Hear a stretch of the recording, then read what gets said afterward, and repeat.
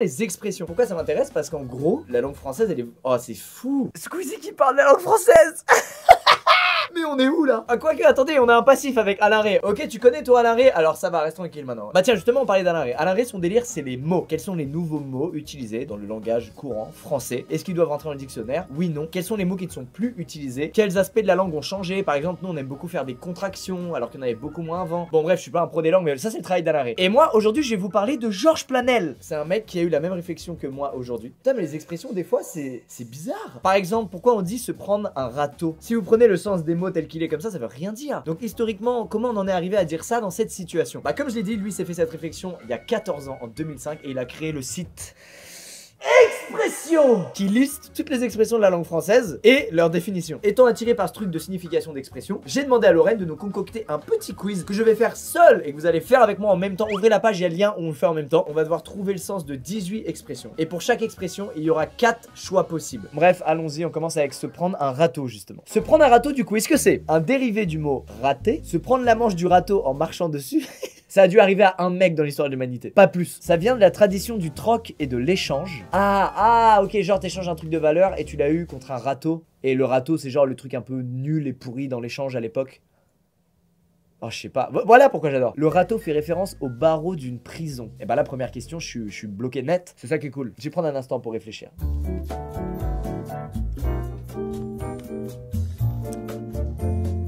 Eh ben écoutez, j'ai envie de croire à la théorie du c'est se prendre le manche du râteau en marchant dessus. Parce que ça se trouve, il y a une époque dans l'histoire de l'humanité où ça arrivait méga souvent. J'ai envie d'y croire.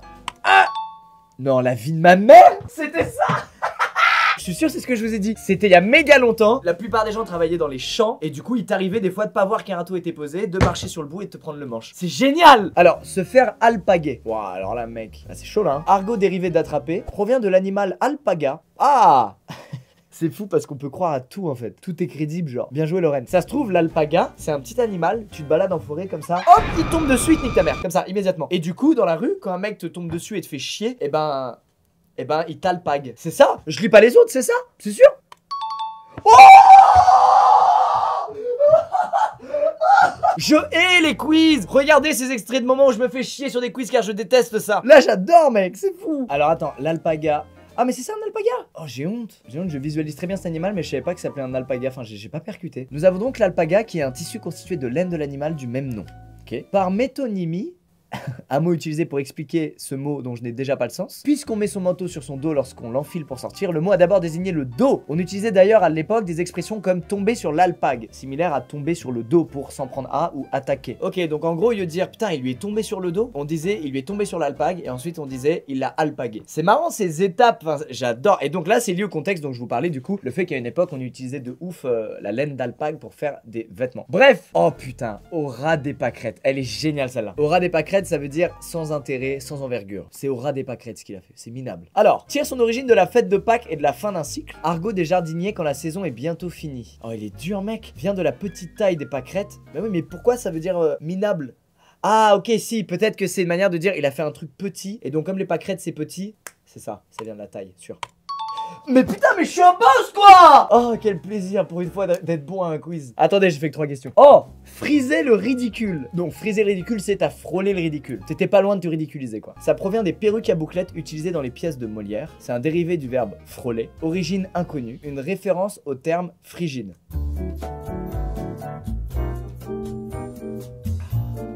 Là, vous savez quoi? J'ai envie d'arrêter et de rester sur mes 3 victoires. C'est le même dilemme que quand t'as fait 3 games le soir, t'hésites à aller dormir, t'en fais une petite 4ème, tu perds la 4ème, bah tu repars sur 5 games immédiatement. Friser mec, c'est vraiment... Je me suis frisé les cheveux, c'est rotation quoi. Donc je pense que c'est un truc par rapport aux perruques dans les pièces de Molière. Oh! Référence au verbe frôler, vous foutez de ma gueule là? Le verbe friser a le même sens que frôler ou effleurer, soit passer de très près, à proximité immédiate. Oh là là, en plus sur le site ils disent car s'il n'y a aucun doute sur le sens de ridicule, le verbe friser, lui, n'a rien à voir avec les bigoudis. Genre vraiment quand t'es con, tu dis bah c'est par rapport aux cheveux frisés. Ok, entrer comme dans un moulin. Alors celui-là mec, il est méga connu. Là-bas on y entre comme dans un moulin hein. Y a aucune sécu. Ça c'est, attends, ça c'est pas moi qui imite quelqu'un, c'est le vrai moi que je renie secrètement, mais c'est le vrai moi là que vous venez de voir. Au 16e siècle, la plupart des moulins étaient publics et accessibles à tout le village.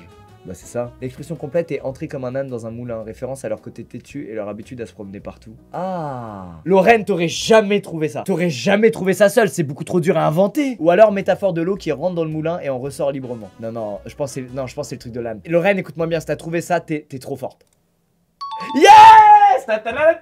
Sous-estimez toujours vos amis, ça vous donnera les bonnes réponses. Je suis odieux parce que là, je suis allé par déduction par rapport au potentiel de mon ami à créer des fausses réponses. Je suis un affreux personnage. À tour de rôle. Putain, c'est génial quoi. C'est vraiment des expressions très fréquentes en fait. Allez, vous donnez vos prénoms à tour de rôle. Provient du latin médiéval rotulus qui désignait un parchemin roulé où étaient inscrits des noms. Attends, ça illustre parfaitement ce que je viens de dire. C'est ça. Je dis un exemple au pif et comme par hasard, il y a une histoire de nom dans l'explication. Attends, on lit quand même les autres. Origine théâtrale où les comédiens en petit effectif effectuaient plusieurs rôles sur scène, chacun leur tour. En référence à une course de vélo autour du lac du Rôle en Ardèche.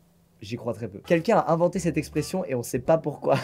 Oh la classe mec, j'aimerais trop inventer une expression et elle rentre dans le langage courant de tout le monde. C'est incroyable. Moi je trouve que le délire où je donne un exemple et je parle de prénom, ouais mais ça se trouve c'est Lorraine qui me brain. Ça se trouve c'est Lorraine qui est trop maline. Et elle sait qu'à tour de rôle, la fois où t'as entendu l'expression à tour de rôle, c'est ton professeur. Quand il disait vous faites ci à tour de rôle. Ça vient du latin médiéval rotulus qui désignait un parchemin roulé où étaient inscrits des noms. Je pense que j'ai envie d'y croire. Quelle chance j'ai, je suis un château. Grosso modo, oh waouh. Savoir l'origine de ça, c'est équivalent à savoir pourquoi l'humain est sur Terre. Tu sais, c'est le même niveau de réponse existentielle dont j'ai besoin. C'est chelou, hein. Ça vient de l'italien qui signifie en général. Mais non, ça aurait été grossimodo. C'était raciste, ça. Vient de l'histoire de Quasimodo qui sonnait les grosses cloches. Les grosso modo. Provient d'un plat traditionnel alpin qui se cuisinait dans une grande marmite. Du latin médiéval signifiant de manière grossière. Lorraine, en tout cas, sache une chose, c'est que t'es extrêmement forte dans tes réponses. Après, t'as pas de chance parce que moi, je suis très talentueux, alors du coup, on dirait que tes réponses sont... Pour moi, c'est latin médiéval signifiant de manière grossière. Sûr. Mais voilà, non mais attendez. Quand est-ce qu'on me fait diriger un dictionnaire, moi? Alain, j'arrive. Se lever du pied gauche. Donc se lever du mauvais pied, quoi. Ça, c'est quand t'es de mauvaise humeur. Impossible, vous la connaissez pas, mais au cas où. Tout simplement une superstition. Référence aux personnes qu'on appelait les pieds gauches, qualifiées ainsi après être amputées. Et donc après avoir passé une sale journée. Ça va loin. Tire son origine du fait que la plupart des gens sont droitiers et que par conséquent se lever du pied gauche c'est mal commencer sa journée pour un droitier. Ah, métaphore de la guerre où l'on passe l'arme à gauche en cas de décès. Ah oui ok, passer l'arme à gauche c'est une expression qui veut dire il est mort. J'ai envie de croire au truc du c'est mal commencer sa journée pour un droitier, mais j'ai l'impression que c'est débile. J'ai l'impression qu'il faut être sacrément con pour cliquer là-dessus. Bah c'est raccord. Ouais, ça vous fait rire de faire des expressions sur les gauchers. Ah imagine tu te lèves avec le pied gauche alors que ton pied d'appui c'est le droit. Mais nique ta mère en fait. Alors, pleurer comme une madeleine. Alors là, le piège, je l'ai, le piège des teubés. Il y a au moins une question là dans laquelle vous choisirez la réponse du teubé. C'est pas grave, on est tous dans cette situation, vous allez bien le vivre. Là, tu penses à la madeleine genre... qui se mange là, le matin. Mais en fait, la madeleine, c'est... Bon, il y a un autre sens, mais je vais le trouver en lisant les réponses. Ça vient du fait qu'à la cuisson, une madeleine dégorge beaucoup d'eau. Je connais rien à la cuisine, c'est peut-être vrai. Tire son origine de la Bible et plus précisément de Marie-Madeleine qui a pleuré pour laver ses péchés. Voilà, c'est ça. Allez hop, c'est cliqué, c'est validé, on n'en parle plus. Suivant. Je suis hautain, vous trouvez que je suis hautain? Faire un carton. De quel objet animal cette expression provient-elle? Oh, il y a des images. Le carton rouge, c'est sûr, c'est la réponse des cons. Je le sais parce que j'avais envie de mettre ça. Est-ce qu'à l'époque, faire un carton, c'était réussir à mettre un certain nombre de balles bien placées sur une cible ou un truc comme ça? Ou alors faire un carton genre, hey, il est allé à la brocante, il a fait un carton entier. Peut-être avant, il y avait le mot entier. Genre, il a vendu l'équivalent de tout ce qu'il y avait dans un carton. Ah, j'ai envie de croire à la théorie du carton. Faire un carton, c'est tirer sur une cible sur une ou plusieurs personnes, remporter un grand succès, une nette victoire. Cartonner n'est qu'une forme dérivée de notre expression qui s'utilise avec les deux sens indiqués. Il a aussi voulu dire jouer aux cartes comme taper le carton. Pour voir apparaître le tirer sur une cible sur quelqu'un, et plus on marque, si on a de chance de gagner dans le cadre entier et dans le cadre. Ok, donc quand t'as cartonné, ça veut dire que t'as réussi à toucher le carton et que donc dans le cas d'une compète, il y a des chances pour que t'aies remporté la victoire. Voilà. Le marchand de sable est passé. Provient du fait qu'on disait avoir du sable dans les yeux pour dire qu'on avait sommeil ou les yeux qui piquaient sous l'effet de la fatigue. Je crois que c'est ça. Hein. Expression tout simplement sortie d'un livre pour enfants du XVIIe siècle, ok. Légende dont personne ne connaît vraiment l'origine, ok. Métaphore sur la société où tous marchandent même le sommeil. Moi, même s'il n'y a pas de propale, j'aurais dit c'est parce que les yeux sont mal hydratés quand t'es fatigué et du coup ça te pique. C'est sûr, c'est ça. Bah voilà. Suivant. Avoir la patate. Yes! La patate est connue pour être un bon apport énergétique.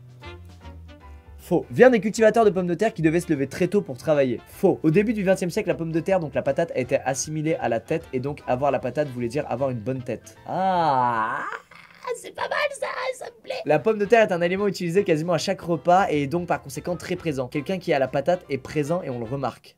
Ah, c'est pas con. C'est pas con, mais je connais Lorraine.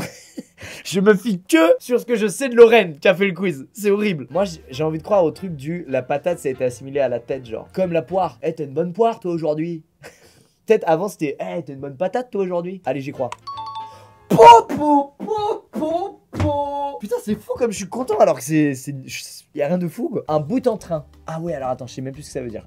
Une personne qui excite à la joie ou amuse ceux avec lesquels elle se trouve. Voilà, c'est ça un bout en train. Ok. Attends, sans même regarder. C'est pas parce qu'à l'époque, dans les trains, il y avait une zone spécifique où t'avais le droit de faire du bruit, de parler fort, de rire. Et même t'allais dans cette zone, dans ce but-là. Et c'était genre le dernier wagon, donc le bout du train.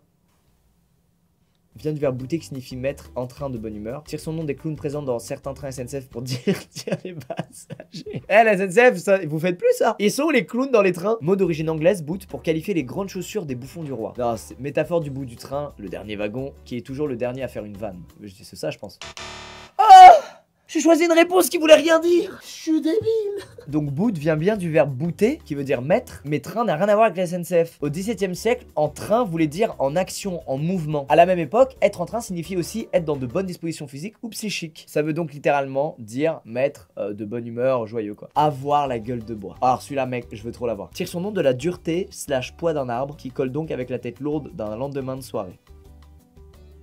Okay. La gueule désigne la bouche devenue aussi sèche que du bois. Non. Vient d'un alcool d'écorce absolument immonde mais qui servait de digestif après le repas. Expression du XVIIe siècle où certaines soirées trop arrosées finissaient dehors, voire dans les tas de bois à côté des maisons. J'ai envie d'y croire. Eh les gars, l'after, on le fait dans le tas de brindilles juste là. Oh non! La gueule désigne la bouche! Aussi sèche que du bois! J'aurais jamais dit ça. Raconter des salades. C'est c'est dire des bêtises quoi. Alors, en jardinage, les salades sont parfois intactes de l'extérieur, mais une fois cueillies, se révèlent pourries. Les salades cachent souvent des petits vers cachés entre les feuilles. La salade est traditionnellement servie en fin de repas, là où les esprits sont plus vulnérables et les invités un peu pompettes prêts à raconter tout et n'importe quoi. Bon, la salade c'est vraiment au début du repas pour moi. Une salade est un assemblage d'ingrédients divers qui se marient bien entre eux pour donner un mélange facile et agréable à avaler. Luciole, tes réponses sont géniales. Faut se dire qu'à chaque fois là il y a 3 réponses inventées de toutes pièces par Luciole. Trop fort. On va dire la première, voilà.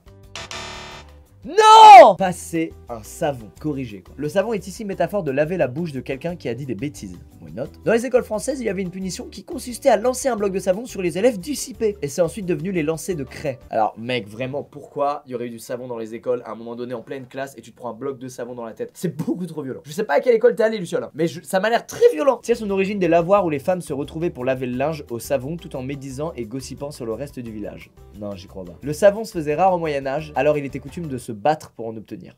J'en sais rien. Si, vas-y, allez, vas-y, on dirait que c'est la métaphore et c'est laver la bouche. Yes!